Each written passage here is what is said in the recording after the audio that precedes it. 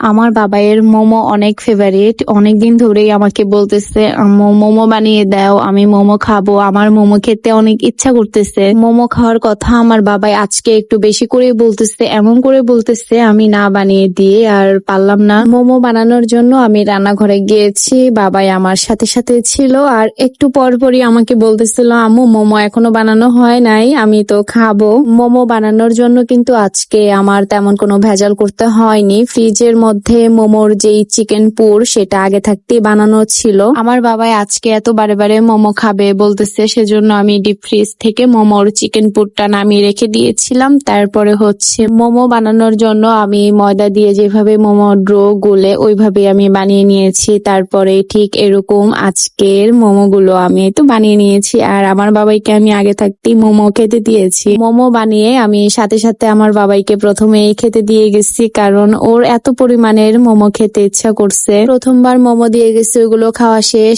তারপর আবার দিয়ে গেছিলাম। এরপর আমি একবারে মোমো বানিয়ে যখন ঘরে আসি, এসে দেখি যে আমার বাবাই মোমো খেয়ে কোলবালিশের উপরে উপুত হয়ে ঘুমিয়ে গেছে। গাইস, আমার বাবাইয়ের ঘুমানোর স্টাইল এরকম। যাক, আমার বাবাই যে মোমো খেয়ে ঘুমাইছে এটাই অনেক কিছু। বাবাইকে ঠিকঠাক মতন শুয়ে দিয়ে তারপরে আমি বসে বসে মোমো খাচ্ছি।